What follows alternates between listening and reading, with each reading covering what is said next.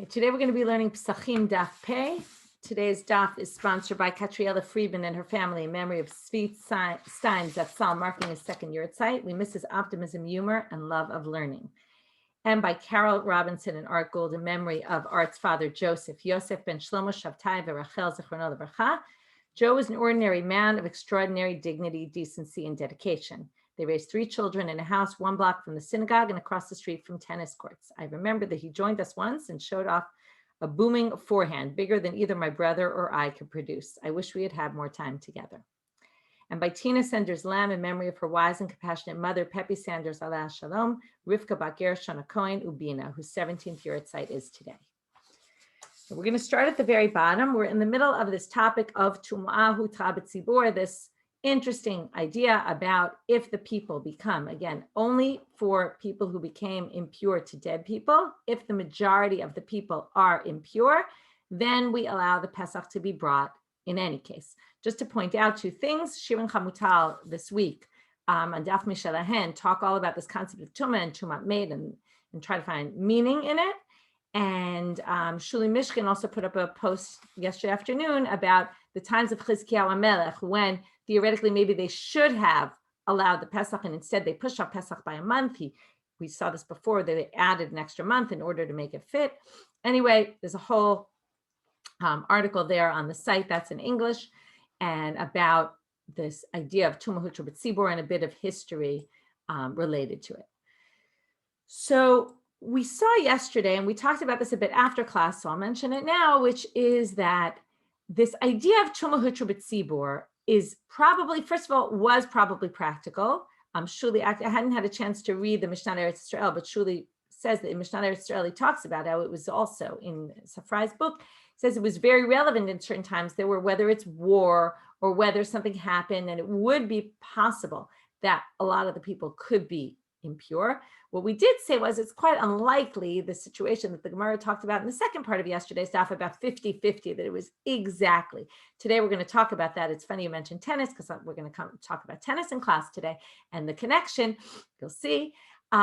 So there's this idea about, the 50-50 and exactly, and we're going to talk today about what if there's one more, and it seems a little bit unrealistic, and it probably is, and it's sort of a classic Gemara conversation, and it wants to put this in the context of all other cases of rov, when we have bitul b'rov, that things get nullified in a majority, and other laws of rov also is one more. What does that do? Is it the same? Is that majority? What do we do when it's 50-50? And how? So this is a way of putting this, and if you're having trouble with sacrifices and all these pages on sacrifices, first of all, if anyone's counting, because I am, we have 19 more days, and then we're on Arvei Pesachim.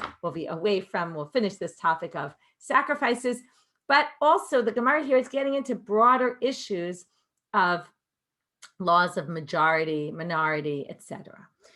So let's start from the bottom of Ayin Terem a bit, where we ended Gufa, 3 lines from the bottom. We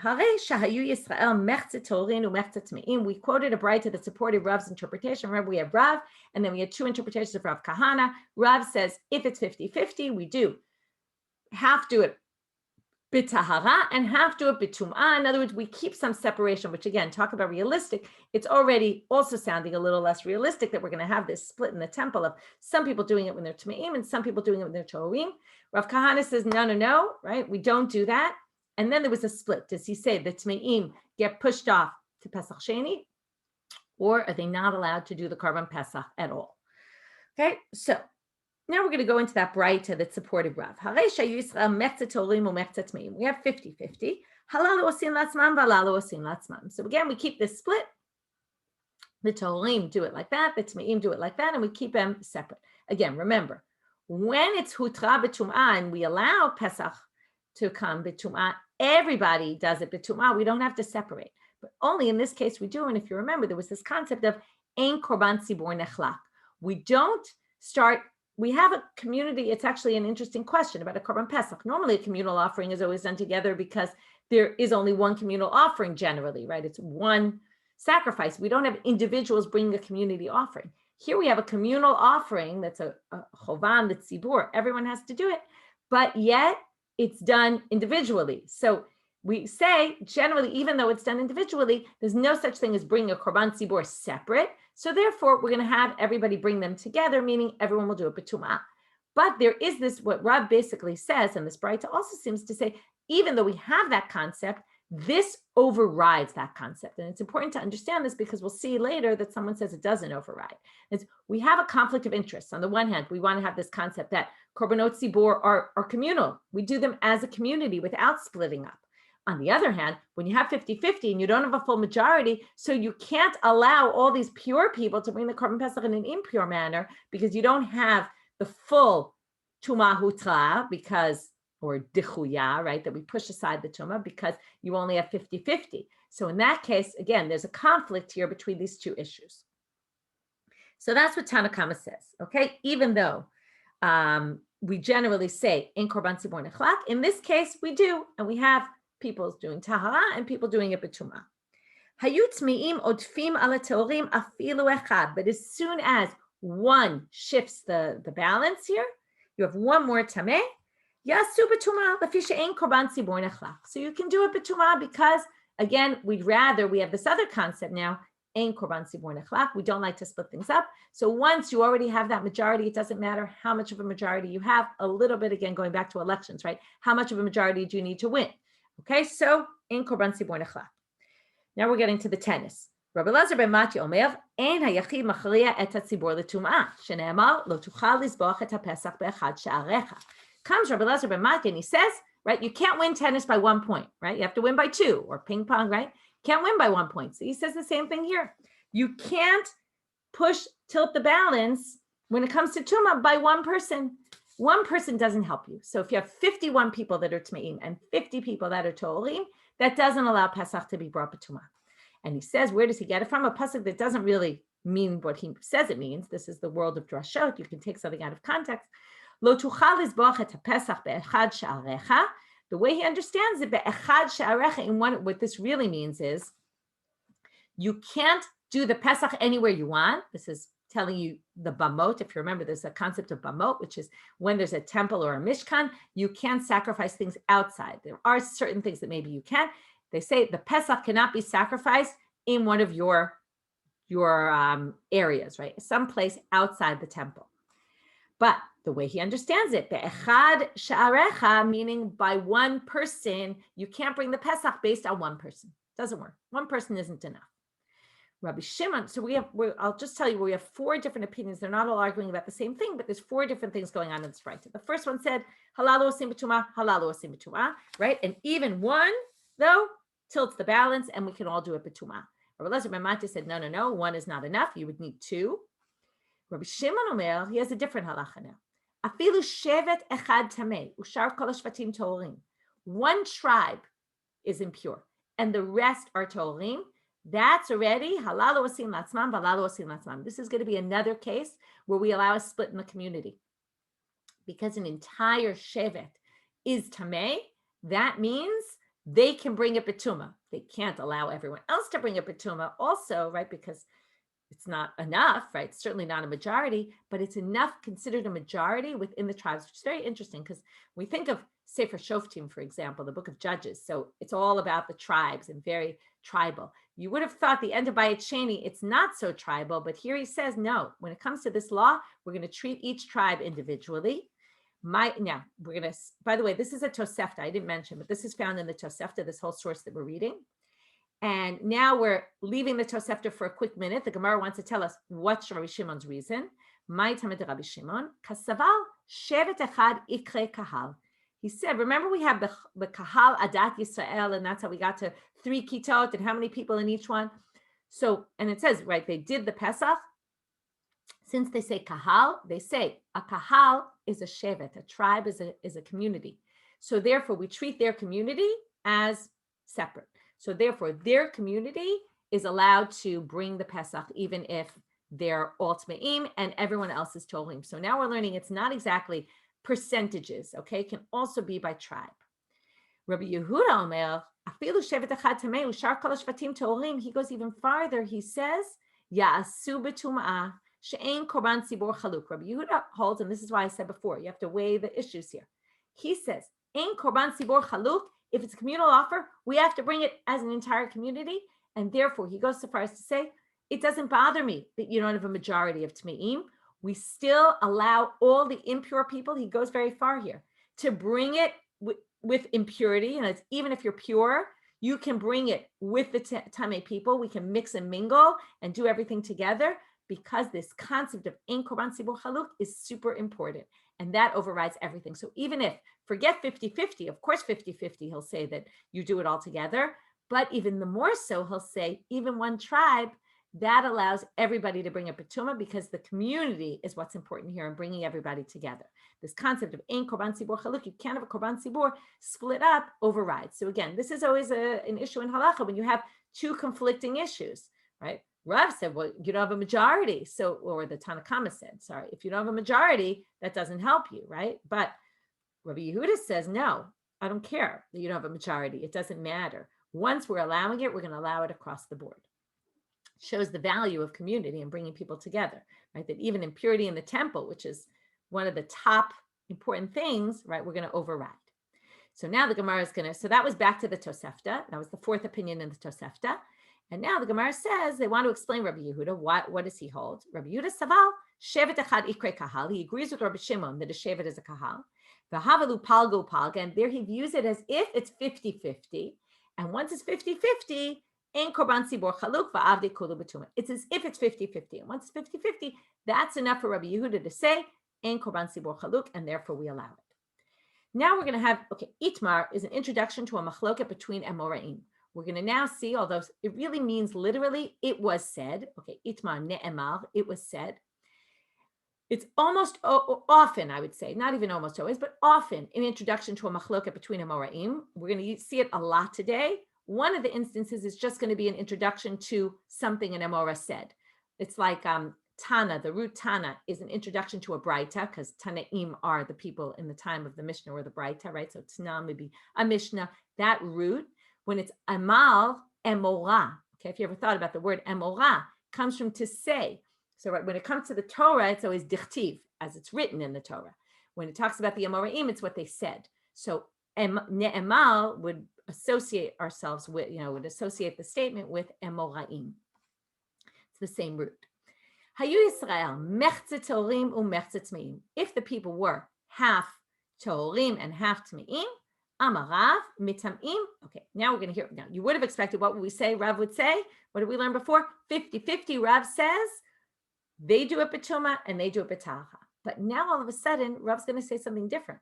If it's 50-50, amarav mitamim echad mehem b'sheretz. This is a crazy thing. He says we take a sheretz, we find a sheretz somewhere, we drop it on someone, we make someone tamei, and now, we have 51 tameim, right? We're good. Now we can allow it all to be brought betuma. So the Gemara is going to ask, this doesn't make any sense according to what you said, Rav. Why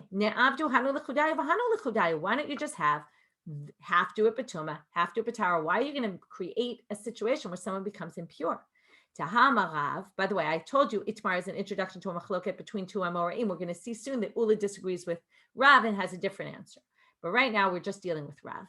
Tahama Rav. Halalu osin latzman, halalu osin latzman. Rav, why are you making somebody become a sheretz? It's not like, I understand if we didn't know what to do and we were stuck, and we were stuck in a situation, so maybe we could say, we'll allow this. But why are you going to have halalu osin latzman, halalu osin latzman? So first of all, it's a question here, how sheretz is going to help us, because isn't the whole Tumahu Trabat Tzibur just made? It's a very good question. I'm going to leave that question as a question right now. So what do they say? Amrei hacha b'mayaskinan kigon shayu tmeim odfim ala teorim echad. Says, what's the case here? This is going to be the first possible answer to explain Rav, although we're going to reject this answer.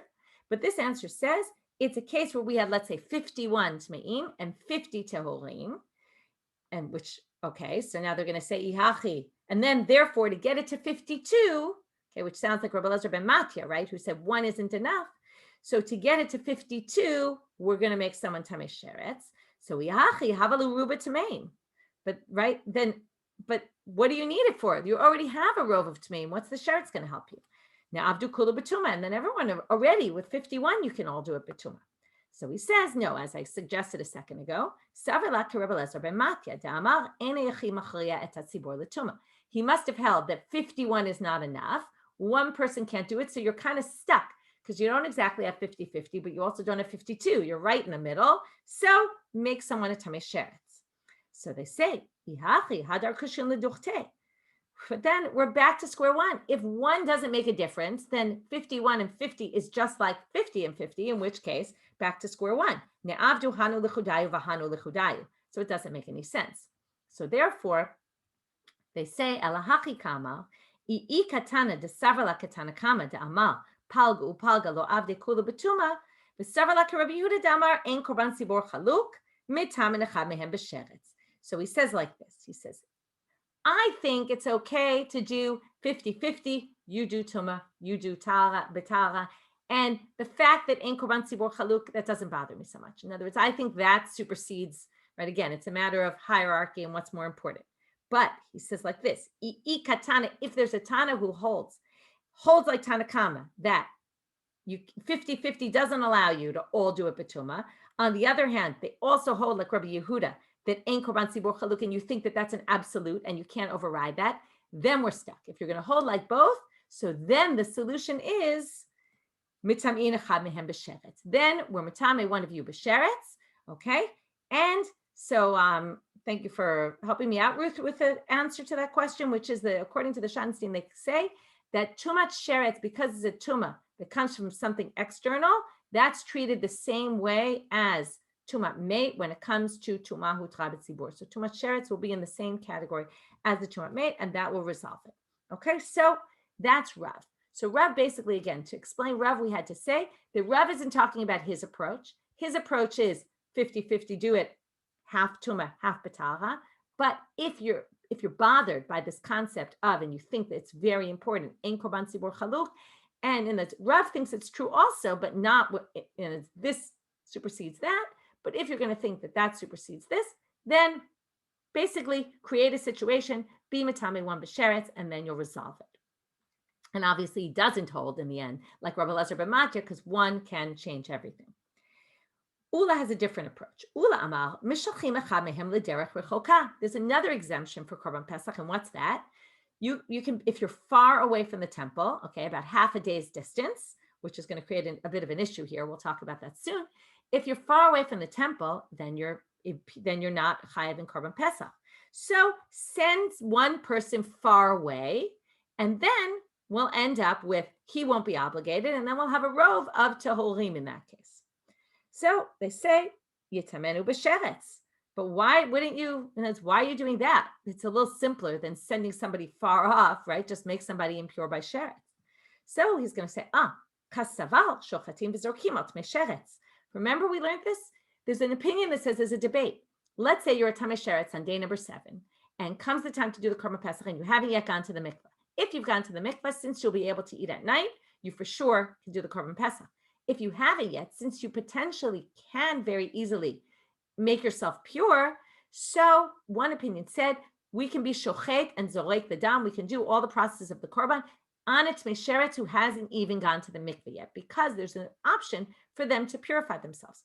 So therefore, he says it won't help you if your Rav's suggestion, l'tamei b'sheretz, because that person's still going to be in the count. Because if shochatim v'zorkim, well, then they're part of the korban anyway, even if they don't go to the mikveh in the end.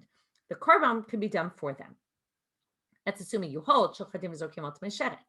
So then they say, okay, so let's do something else. Yitamenu b'meit. So why don't you just make him a tamei meit? Bring him to a grave, right, a cemetery, and have him become tamei. Take one person from the community, right? And okay.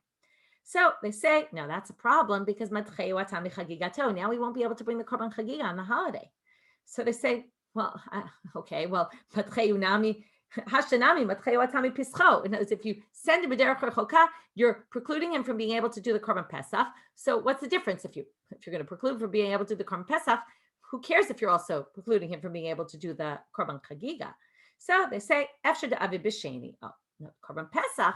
It's not like you're saying you can't ever do it. You can't do it this time. You'll do it next time, right? You could do it in a month from now. There's what we call, right, a makeup, right? There's like moed bet in Israeli, right? Universities, you could always take the test the second time. B'mei, like a makeup test. B'mei nami, efshar da'avid b'shvi'i. What do you mean? Korban chagiga. If we make the person tameh on Yud Daled, right? How many days does it take for him to become tahor? 7. That will get him to the second to last day of Pesach. So the last day of Pesach, he could bring a korban chagiga. So you're actually not messing him up for that. So why wouldn't we say that as an option? Right? So after the Avid B'Shvi'i, Shmini Shalo, on the 7th day of Pesach, that will be his 8th day of his Tumah. So he'll be able to do it. So he says, Kasavar Ula, the reason why Ula suggested send him a derech rechuka and not make him impure to a dead person is Kulu Tashlumin Derishoninu. He views Korban Chagiga as makeup for, okay, if you talk about, so we're just saying makeup, right? Pesach Sheni is a makeup. Tashlumin is also, you can do the Korban Chagiga all week, but it's really you're supposed to do it the first day. The problem is there's way too many people to all bring their Korban Chagigas on the first day. So what do? We scatter them throughout the week, but it's all based on day number 1, really. So therefore, the Chazi B'Rishon, if you can do it on the first day, Chazi B'Kulu, you can bring it any other day from the laws of Tashlumin, of making it up. But Kol Hecha de Lo Chazi B'Rishon, Lo Chazi B'Kulu. But if you couldn't do it the first day, then you can't make it up later on. Okay, so this is where you see that makeups here are not the same as makeup tests, right? If you miss in Israel, the whole reason Moed Bet started probably was because people were on Miluim and working, in the army and things like that, and they couldn't always do it on the first day, so they made a second day. So makeup is, yes, also you can do it if you didn't do well on the test, if you did it the first time, but you can also do it if you didn't do it. In Pesach, it's different. First of all, there's a few criteria, right? Pesach Sheni, remember, you can only do Pesach Sheni if the community did Pesach Rishon. We're going to get to that. In a case where no one ever did Pesach Rishon, you can't do Pesach Sheni. And likewise here, you can't do the 7th day of Pesach, the Chagiga, if you weren't able to do it on the first day, okay, on the first day of the holiday. So by the way, where do we have laws of this whole thing of Chagiga and Tashlumin? So on all the holidays, it's really the first day, and you get all 7 days to kind of make it up. So that makes sense for Sukkot, it makes sense for Pesach. Shavuot, you only have 1 day. So what do? So there also, the din of Tashlumin is you get 7 days. Why is this relevant? And why am I telling you this? Because if you look in a siddur, okay, if you daven Tachanun on a daily basis, you'll know that you don't say Tachanun for the entire week after Shavuot. And that's because of this law. Because you could still bring the Korbanot Chagiga, that whole week is considered like a holiday because people were still by the temple bringing sacrifices. So because of that, we don't say Tachanun on those days. Okay, that's just an interesting bit of trivia. Amar lehu Rav Nachman. So now Ula says, okay, remember, Rav said, get him Tamei Sheretz. Ula says Tamei Sheretz doesn't work. And because Shochtim Zorkin al Tamei Sheretz, Mate doesn't work because you're going to preclude them from being able to bring a Korban Chagiga, because if you're not able to bring it the first day, then you can't bring it on day number 7 either. And he says, send the guy, Derech Rechoka, find someone that day. Now, what it seems like that morning, they would check whoever was, okay, this question was asked yesterday. I looked into it a little more. It seems like the morning of, they kind of did an assessment. Who's here? What's right? How many people are Tmeim? Are we majority or are we not? And then they would decide. Now, if they found out that morning, they're 50-50. So according to Ula, what do? We send someone b'derech rechoka. That's going to be a bit of a problem because derech rechoka means you're a half a day's journey away when the chiyuv kicks in at midday. Now it's already the morning. You're already into the day. How's the person going to get there? So Rav Nachman says, it's not clear exactly what he's struggling with, but it could be he's struggling with that. And I'll show you why. Amar Rav Nachman, Zilu v'amr le'ula, go tell Ula, man da'akar sike u'mishkanei v'rayit. Who's going to be that person who's going to pick up his pegs from his tent and go, in his mashkaneh, his home, and go run to a derech rechoka. Now he says right is to run. He's going to have to run super fast because otherwise he won't make it in time, right? Imagine you're the guy going, you run, and then in the end you get as far as, close to derech rechoka, but in the end you're going to be obligated and you're going to be too far from Jerusalem at this point. So it's a bit of a mess to assume someone's going to do that. And therefore he says that's a ridiculous suggestion. Okay. And he doesn't like it. Again, it could be he doesn't like it because it's unrealistic that someone will actually be able to run that fast to get there in time. Or it could be other issues like Becky, you're writing, like leaving his family in Jerusalem. Like, who's going to want to just, right? That you come to Jerusalem for the holiday. And then all of a sudden, this reminds me of the army, who's the one who's going to say, I'll stay in for Shabbat, right? Who's going to want to do that? Okay. Now, yes, there are always people that are willing, usually, right? There's often, if you have good people, they'll say, listen, I'm willing to sacrifice for the community, but it's a bit of pain in the neck. And there's even a chance that he might not even make it. So he doesn't like his answer. Okay, next machloket emoraim. Hayu ruban zavim umiutan tmei metim. If the majority were zavim, now what do we say? A zav, that's not tumah b'tzibur, because that's tumah haguf. That's your body. That doesn't help you. So now, if ruban were zavim and miutam were tmei metim, so you have, let's say, 75% of the population is zav, 25% are tmei met. It's not clear whether there's anybody tahor or there's just not enough of people who are pure to call them a tzibur. Okay, whether nobody did the korban pesach this year or whether maybe just a small group did, it's not clear. I think both could be options. Amarav. So what do we do? Otan tmei metim einam osim lo berishon v'lo b'sheni. They can't do it at all this year. Why? Rishon lo avdei dahavu miuta. They can't do it on the first because they're a minority. Umiuta lo avdei berishon. We don't have such a thing, right? Only the majority. B'sheni nami lo avdei, and this is what I said before. When the community does it berishon, and that's why I said it's not clear.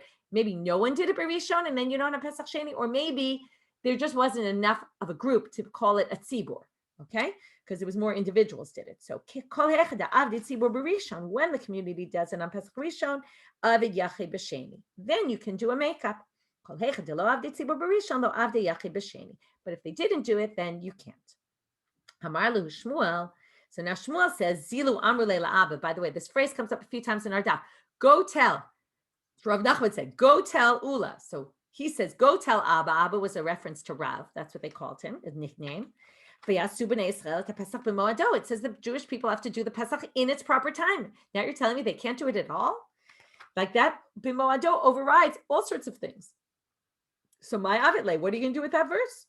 So Rav says to him, Amar lehu, Zilu amrulei, go back and tell Shmuel, ki havu kulu zavim my avitle. What would you do if the entire community was a zav? What would you do? Of course you wouldn't do the Pesach, right? Even though it says b'moado, because that doesn't override.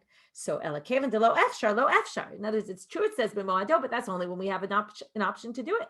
So if you would agree with me that if 100% of the community were zavim, nobody would do the Pesach and it wouldn't happen b'moado. So hachanami, same thing in this case, lo efshar, it's just not possible. So they wouldn't do it. Itma. So again, that was another machloka between Rav and Shmuel. What you do if the majority are zav and minority are tmei met. According to Rav, you wouldn't do it at all. According to Shmuel, you would do it Pesach Sheni. Itma. Another issue, another debate. Hayu ruban tmei metim umiutam zavim. What if it's the reverse? The majority of the people are tmei met and a minority of the people are zav. Rav Huna Amar ein tashlumin lePesach haba b'tumah. Since you did the Pesach b'tumah that year and the zavim weren't able to do it, they don't get a second chance because there is no Pesach Sheni. Again, when is there a makeup option? Only if we did it b'tahara. If we did it b'tumah, it doesn't work. There's no Pesach Sheni option. Rav Ad bar Av Amar yesh tashlumin lePesach haba b'tumah. You can do Pesach haba b'tumah. You can do tashlum in Pesach Sheni. A year that it comes b'tumah, it's the same basically as a year that it comes not b'tumah, because once we're matir Pesach Rishon, so Pesach Rishon is done, we can have a Pesach Sheni also.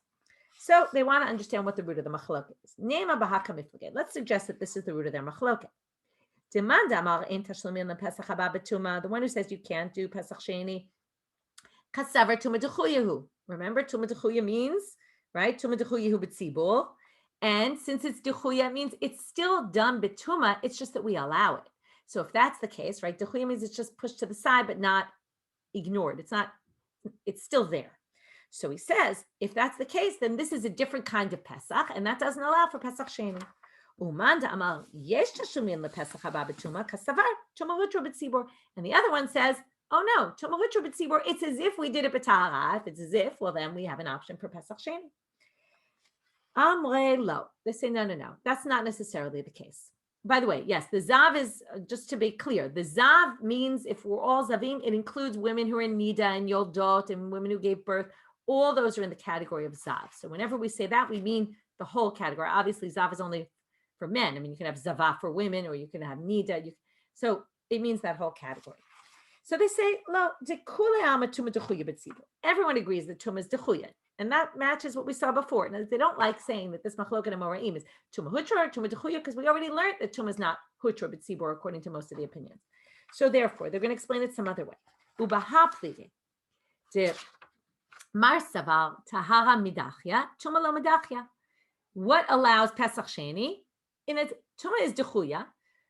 And therefore, right, one holds, yeah, Tahara, when it's done with Tahara, you get a makeup. When it's done with Tuma, you don't get a makeup of Pesach Sheni. Umar Savar Filu Tuma Nami Midachya. But the second opinion says, no. Tuma can be, yes, it's Tuma. It was done with Tuma, but you can still have a makeup for those who couldn't do it with Tuma. So that's the machloket here. Itmach, another issue. This is the one that doesn't have a machloket. It's just one opinion. Hayush shlishatan zavenu shlishatan sohorin ushlishatan tmei metim. Right, we're getting into more cases here. A third tmei met, a third zav, and a third totally fine, tahol. So Amar Meni Bar Patish, Otan tmei metim einam osim lo et harishon velo et hasheni. Again, they don't have any option here. Why not? Berishon lo avde, because higdilu zavim ala torin de lo avde betuma. Right? We don't have the havale tmei metim miuta lo avde berishon. If you count the zavim together with the torin, right, that means the tmei metim are a minority. B'sheni lo avde, why? Because in order to do Pesach Sheni, remember, you need to be a minority. Now, in the end, they're not a minority. They're a majority of people who couldn't do Pesach Rishon. So, nitzarfu zavim im tmei metim de lo avde berishon. You add the zavim together with the tmei metim for Pesach Sheni. Havala ruba urula b'dacha the Pesach Sheni. You can't have the majority of the community doing Pesach Sheni. Again, this raises interesting questions. I compared it to makeup tests because it really asks these questions about what does it mean to make it up. And makeup has to be, according to this, again, not a makeup test like in Israel, let's say, for example, the majority of the students could take Moed Bet and not Moed Aleph if they want, right? You could do it the second. There's no such thing. Here they're saying it's not a makeup if you can imagine such a thing, right? Makeup is, right? If the majority, as long as the majority did the regular way, then we'll allow a minority of people to do makeup. It's like exceptions to the rule. Kind of the way Moed Bet started. It was really an exception for those who couldn't make it. Once it existed, so then it morphed into something else and allows people to fix their grade and all sorts of other things. But, it's also very apropos now for Corona, right? If you're in bidud or you're sick or, it's going to be very difficult to do tests. Now they instituted, sometimes they always have Moed Gimel, but now all the more so. They've had a lot of Moed Gimels because of that. People are stuck and they can't. Anyway, so these are all interesting questions about makeup. Okay, we're going to move on. New Mishnah. Pesach shenizrak damo, va'achar kach nodashu tamei. Now we're getting into b'diavad situations. What happened? You took your korban Pesach. You sprinkle the blood on the altar. And then you find out that the meat, hu tamei, is the meat or even the blood. That there was some chuma here in the sacrifice. Hatzitz miratzeh. This is exactly what the tzitz is there for, to atone for something like that would happen. But nitma haguf. But if it turns out that you are tamei, then ein hatzitz miratzeh. The tzitz is not going to cover you. So that's not going to work. You're going to have to bring a new korban in Pesach Sheni. Mipnei she'amru, because they said, hanazir va'osa Pesach, hatzitz meratzel tumat adam ve'ein hatzitz meratzel tumat haguf. This is what the she'amru means. Really what it means here is, it's a halacha l'Moshe Sinai. It's passed down for generations. It's like a known thing that when it comes to the nazir, and why the nazir? Because remember, a nazir, so what does a nazir do? Is a nazir, let's say a standard nazir for 30 days, then he brings a set of korbanot. We talked about the other day, shaves his hair, burns his hair. What if he does all that and then he finds out he was tamei to a dead body beforehand? Now, a nazir who becomes impure to a dead body while he's a nazir, which is what happened here, even though we now finished the process, he has to start from the beginning. It basically wipes out everything he did. He has to start from the beginning. So if that happens, even after you brought the sacrifice and you found out that retroactively, it turns out before you were tamei, cancels everything, you have to start again. So there's a special law by Nazir and also by Pesach, because a tamei mate can't bring the korban Pesach. Therefore, there's a special law that if that were to happen and you didn't know about it, then it's a problem. Now, the last halacha here is though the ein hatzitz meratzel to. Sorry, you know what? This isn't the halacha l'Moshe Sinai. My mistake. The halacha l'Moshe Sinai is coming in a minute. This isn't the part that's halacha l'Moshe Sinai. This is just what they say. But here comes the halacha l'Moshe Sinai. Nitma tum'ata tahom hatzitz meratzeh. There's a unique exception. This halacha l'Moshe Sinai. I guess it would all really be halacha l'Moshe Sinai because this is an exception to that rule, which is that what's a tumat tahom? This is a unique exception. This, if you became tamei through a tumat tahom, which we'll discuss in a minute, then that's different, okay? And that case, if you didn't know about it, and you find out later, and you did your korban, it's effective. The tzitz atones for you. What's tumat tahom? So normally what's tuma, right? You walked by a grave, you were in a house, there was a dead person, something like that, okay? But sometimes there's an area that nobody actually knew that there were dead bodies buried there, right? Nowadays, I see Julie, right? There's digs, right? People do digs, and sometimes they might find, oh, there's a dead body under there when you're digging, or all sorts of situations where all of a sudden you find out. That's what we call like an unknown grave. You didn't know it was there. That's called tumat tahom. Tahom is like the real depths. It's like as if it was in the real depths, you didn't even know that it existed. Beta pras is something different. Beta pras is where you know that somewhere there's a dead body, you don't know exactly where, and then it got plowed and it's kind of in the bones are crushed up. That's different. This is where you didn't even know there was a dead body. That's safek tuma. Rashi says also that this is safek tuma. And Julie, thank you for adding your piece, which is that they used to bury people under houses. So yes, it's very common that all of a sudden you find out under your house someone was buried and you had no idea. That kind of tumah we're going to be more lenient about. Rashi says it's midin safek, but it's not so clear that it's really midin safek. There are many who disagree. It's not safek because in the end you find out that there was something there. It's just that you have really no way of knowing before. So the halacha mashmi sinai says that in this case, it's a different kind of category and we're going to be more lenient. So now let's go back to the first line of the Mishnah. So we have three cases basically. All the cases you sprinkle the blood, you found out later that it turns out before either the meat or the blood was impure, then we're going to say it's okay. If we found out before that, and then we find out after that before you did the korban, you were tamei mate to a tumat tahom, right? A grave that was under the ground that no one knew about. Both those cases we're going to be lenient and say your sacrifice went through. But if it was regular tumat mate, like you find out that you happened to walk in an area that everyone knew there was a cemetery there, you just didn't realize, or something like that, or a dead body there, then we're going to say your sacrifice is no good. So the first thing they're going to focus on is the order here. It seems very clear. It's only if you already sprinkled the blood. But what if you hadn't sprinkled the blood and you found that the meat was impure? It sounds like you can't do it. So Tama, they're inferring from the Mishnah. Tama dinizrach v'achar kach nodad. Because you sprinkled the blood and then you found out. But right, like let's do a timeline, right? But noda v'achar kach nizrach. Let's say you knew before you sprinkled the blood and then you sprinkled the blood anyway. Sounds like lo miratzeh. It wouldn't work. But that's going to contradict a different braita, which seems to indicate that it would work. Remenu. Al mahatzitz meratzeh. What is the tzitz atone for? Al adam, v'al basar, v'al chelev shenitma. Bein b'shogeg, bein b'mezid, bein b'ones, bein b'ratzon, bein b'yachid, bein b'tzibor. What is the tzitz atone for? Blood, meat, or fats that became impure. Whether, now here becomes, this is a classic, you take an English class and they'd say, okay, what's the modifier here? Whether it was done. Now, what was done? So they're going to assume right now it means whether the blood was sprinkled, right? In other words, the tzitzis meratzeh on blood, meat, or chelev that became impure, whether you sprinkled it b'shogeg or b'mezi, right? Whether unintentionally or intentionally, you knew it was tamei and you sprinkled the blood anyway intentionally, or bein ba'ones, bein b'ratzon, whether you were forced or whether you did it willingly, or whether it was an individual or a communal offering. So we're going to have two possible answers. Amar Ravina, don't read it that way. The bein b'shogeg, bein b'mezi doesn't refer to the blood. It's that the meat became tamei, or the blood became tamei, or the fats became tamei, whether they became tamei intentionally or unintentionally, right? If you found out later and you sprinkled the blood, right? Then the tzitz will atone for the blood, but the blood has to be b'shogeg. If you did the blood intentionally when you knew, right? It's the meat that could be, right, whether it was intentionally tamei or whether it became unintentionally tamei, doesn't matter. It's the issue is the blood, did you intend, if you knew about it and sprinkled the blood, it's a problem. And then that matches our Mishnah, no problem. Rabbi Shila, though, says differently. Rabbi Shila understands it the way we understood it originally, and then we're going to have to go back to square one and say, well, how does he reconcile this with the Mishnah? Rabbi Shila Amar zrikato bein b'shogeg bein b'mezid ortzah. That line in that braita is really referring to whether you sprinkled the blood intentionally or unintentionally, meaning even if you knew it was tamei and you anyway sprinkled the blood, it's going to atone for it. The tzitz atones. That's just the way it is. So tumato, but the tuma is only b'shogeg ortzah b'mezid lo ortzah. But if you intentionally made the meat tamei, then it's not going to work, even if you accidentally sprinkled the blood.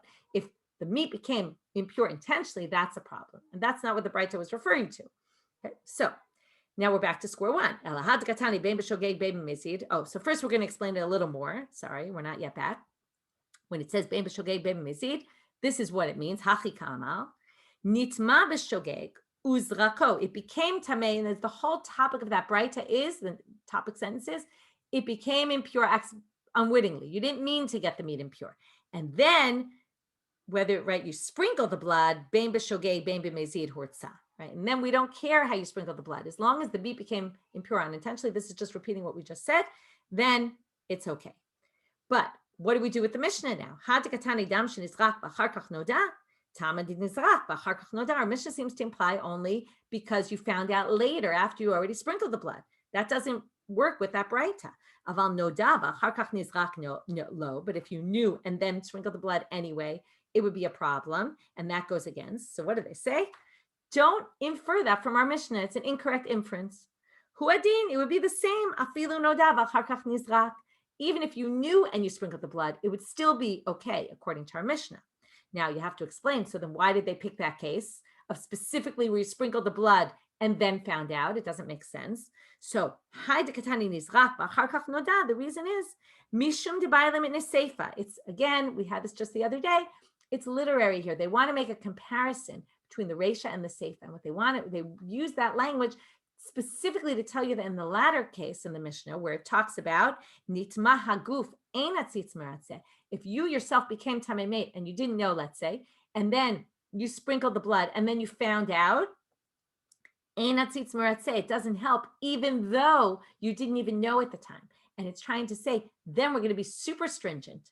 Even if you already sprinkled the blood, we're not going to allow this to go through. And therefore, and that's why the order in the Mishnah was you sprinkled and then found out, because they wanted to say in the latter part of the Mishnah, if you sprinkled and then found out, it would be a problem anyway. And therefore, they use that language in the Reisha, but the Reisha really could go in both directions. Even if you knew before and sprinkled the blood, we're still going to permit it, and then it works fine with the Braita. So we have two ways to read our Mishnah based on this, whether it's only that case or it's also that case. Okay, last part for today. Nitma tumata tahom. So now we said that there's this halacha l'Moshe Sinai, this old tradition that's passed down that tells us that tumata tahom is we're going to be lenient when it comes to Nazir and Pesach. So the question is, by Rami Bar Chama, who is this tumata tahom heter meant for, this leniency? Is it meant, what would you assume? Whoever's bringing the korban Pesach, the owners, and the Nazir himself. But there's one other person in the picture, which is the Kohen who's bringing the sacrifice. Let's say the Kohen who's sacrificing that korban finds out that it turns out he was nitma yesterday, tumata tahom. So would that also be a heter for him? Would we say, if he already sprinkled the blood, it's okay? So Kohen meratzeh b'korbonotehem, the Kohen who's doing their korbanot, hutralo tumata tahom olo, does this apply to him or not? Mia mrinan, do we say, here are the two sides, ki gemiri tumata tahom bebalim, it's only for the owners, but Kohen lo gemiri, but it was never said about the Kohen, o dilma, or maybe we say, bizvacha gemiri, it's a focus, the heter is on the sacrifice itself, which means it doesn't matter, lo shna b'Kohen, lo shna bebalim, it doesn't matter whether it's the Kohen himself or the owners. So Rav is going to bring an answer from a different source. It's going to be a little bit of back and forth till we figure out what that source is referring to. He'll finally say it's clear that source is referring to the Kohen, and therefore the Kohen is included in this heter. And then we're going to have a rejection to that reading. And that's the end for today. Amar Rava, Tashma, let's learn from here. Titani Rabbi Chia. Rabbi Chia brings a braita. Lo amru tumata tahom ela lemeit bilvad. This issue of tumata tahom is a case of unknown tumah, only refers to tumat meit that we're lenient here. It doesn't refer to any other type of tumah. Okay, so meit lemute mai. What is it coming to exclude? Lav lemute tumat tahom de sheretz. Must be, let's say there's a sheretz hiding. Nobody knew the sheretz was there, and then all of a sudden you find the sheretz, and then you find out you already sprinkled the blood, and it turns out you were tamei sheretz, right? Maybe it's that. So they say, wait a minute. If we say it's coming to exclude that case, it wouldn't be the case. So who's the subject here? If you're talking about the owners, so let's go through. We have the owner of the korban nazir and the owner who's the nazir himself, and the owner of the korban pesach. So ibn nazir mimahane be ki amut alav meit amar rachmana. The whole issue of tumat sheretz has absolutely nothing to do with the nazir. The only issue with the nazir is that he became impure to a dead body, which was forbidden to him. Nobody ever said a nazir can't become tamei sheretz, so it's obviously not talking about that. Elab osa pesach. Well, if it's the osa pesach, we already learned earlier today. It only works if you say, Hani chalaman damar ein shochatim v'zorkim al tamei sheretz. If you hold the tamei sheretz can't bring the korban pesach, then we understand this is coming to say Tumat tahom does not apply to tumat sheretz. Tumat sheretz will be a problem even if it was tumat tahom. But right, you didn't know the sheretz was there before. But but if you hold that you can slaughter the korban pesach even if you're tamei sheretz, then again this is irrelevant. So if it's irrelevant to the owners in Nazir and it's irrelevant to the owner in Pesach, then it must be coming to exclude what? So first, 1 second. If you say that means that we permit even a regular tumat sheretz. Of course, we're going to then permit a tumat tahom. So there's no reason to say it's only made and not tumat sheretz. So therefore, helalav b'kohen, it must be talking about a kohen. Ushmamina utralo tumat tahom. And here you see, it's permitted to tumat tahom when it comes to a mate, just not a sheretz. Okay. Because even though the owners can be tamei sheretz, of course the kohen can't be tamei sheretz. He can't be in the mikdash if he's tamei sheretz. He's the one doing the avoda, right? If I bring my korban and I'm a tumat sheretz, I obviously don't come to the temple. I just have someone do it for me. That's fine, and then I can eat it at night again because potentially I can eat it at night, and therefore we can sprinkle the blood, even if in the end I don't eat it at night. Amar Rav Yosef. So Rav Yosef rejects this and says, "Lo olam b'ba'alim u'b'pesach." It really is talking about the owners, and it is talking about Pesach. It's just not coming to exclude tumat sheretz. It's coming to exclude a different type of tuma. What's that? Ulamiute tumat hatahom de ziva. It's to exclude a tumat hatahom of ziva. This we're going to continue more tomorrow. We're going to understand what exactly is tumat hatahom of ziva, and we're going to question it also. From the Gemara is going to start questioning it. We'll end here for today. Have a great day, everyone.